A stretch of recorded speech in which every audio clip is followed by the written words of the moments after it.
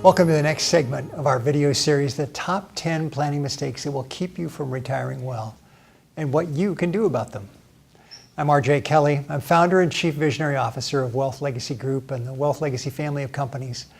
This series comes from my over 30 years helping clients as a fee-based independent registered investment advisor, chartered financial consultant, and retired income certified professional.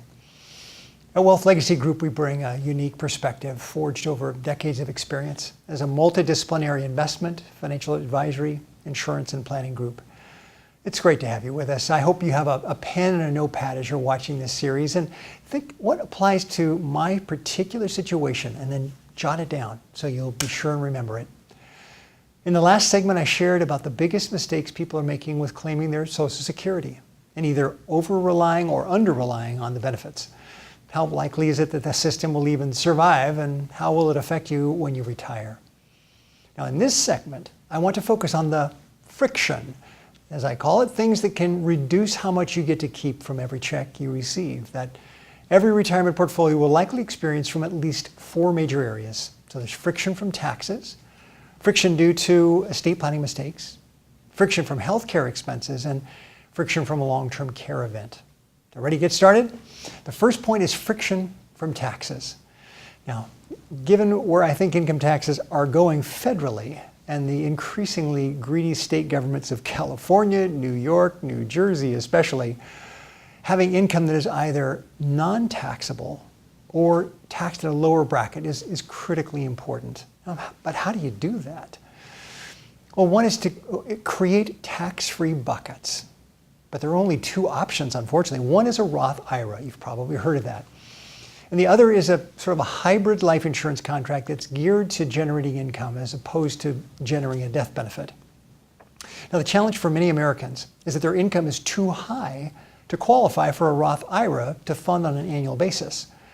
But if you have money that is in like a 401k that you roll to an IRA, then that can be rolled into a Roth at some point.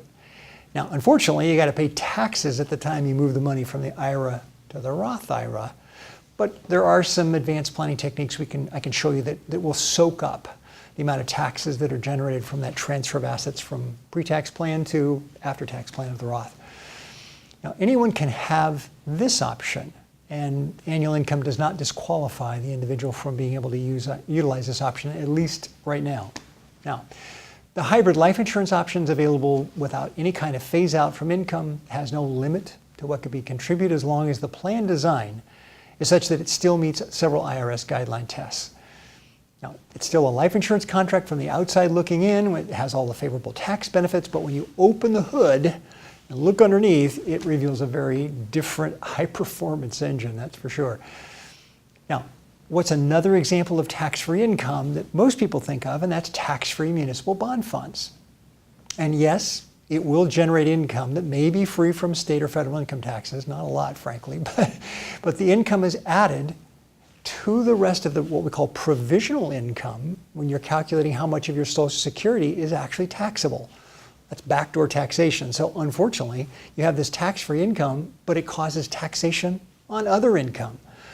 Leave it to the government. But anyway, so your tax-free munis aren't really tax-free. Only Roth IRA income and the income that can come from this hybrid life insurance contract are without any tax, both in the state and federally.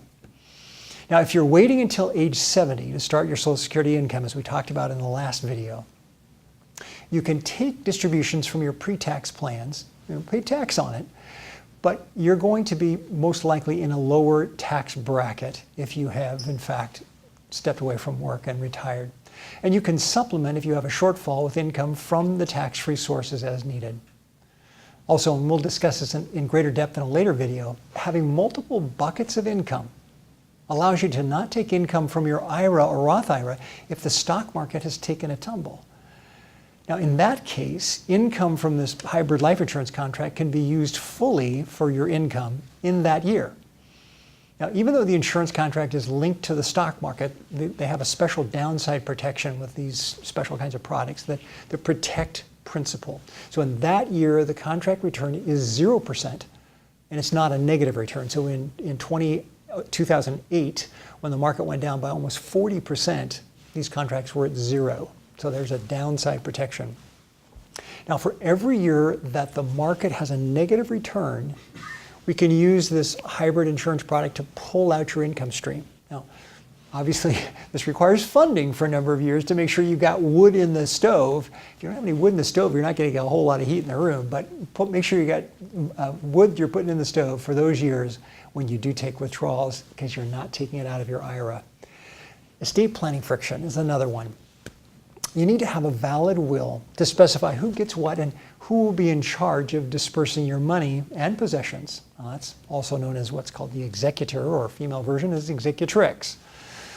Now, if you die without a will and your estate is subject to the state's probate laws. Now, in true reality, nobody dies without a will. It's just that if you haven't taken the time to draw one, the state of California or wherever you live has something for you, and it's not usually what you would like to have.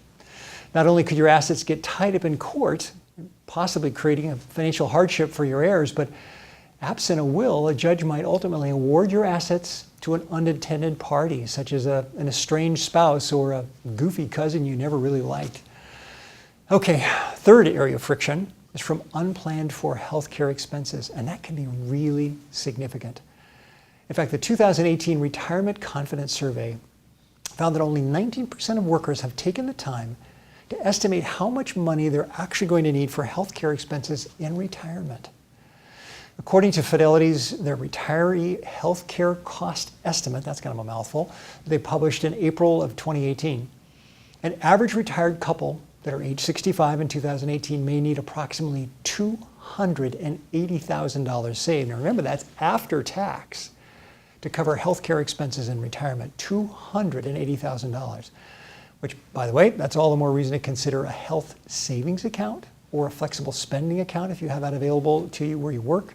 So that way you can put money away on a pre-tax basis and have it available to meet some of these expenses should they occur. Last, there's the friction from a long-term care event. Now, the duration and level of a long-term care event will vary from person to person and often change over time. But here's statistics. All are on average, so you should consider. So if someone's turning 65 today, they have almost a 70% chance of needing some type of long-term care services and supports in their remaining years. Women, bless your heart, you live longer, but you got more moving parts that break down more often. So you typically need care longer than us men. It's 3.7 years for women, and men it's 2.2 years. And 1/3 of today's 65-year-olds may never need long-term care support, but 20% will need it for longer than 5 years. So there you have it. If you planned well and created the ample income you want, but if you haven't taken into account these 4 areas of friction, it could jeopardize everything you've planned for so carefully, and it could be gone. I mean, here in San Diego, and there, by the way, Genworth has some remarkable studies on this, and every community has different healthcare costs for long-term care. But depending on what part of the country that you live, here in San Diego, it's closer to $8,000 to $12,000 a month. You can consume a lot of estate and a lot of wealth very quickly. So again, friction that comes from taxes, estate planning mistakes, healthcare expenses, and long-term care are all areas that you really need to plan for in your overall planning for retirement. Now, I hope this has prompted some more questions for you. And you can visit us on our website for more information, or just send your question to the email shown below on your screen. And if you'd rather get some quicker answers, you can call us on our 800 number. And remember, we offer a 20-minute free consultation to discuss your unique situation. And let's talk about what you're concerned about, what you already have in place, and if there are any gaps. I'll frankly just tell you what I think and what I like about what you're doing, but also where there are ways I think you can improve and make your plan even better. Now, regardless of your preference, don't put it off. Your financial future is at stake, and let's get it built on the most solid of footing. In the next segment, we're going to be talking a little bit more about some other areas of friction, and one that is sure to provide some comments back. And that is, should you help your children with college or with cars, weddings, etc., versus setting money aside for your own retirement? And if you can only afford to do that, which one are you going to choose? I know we'll be having some interested feedback from folks.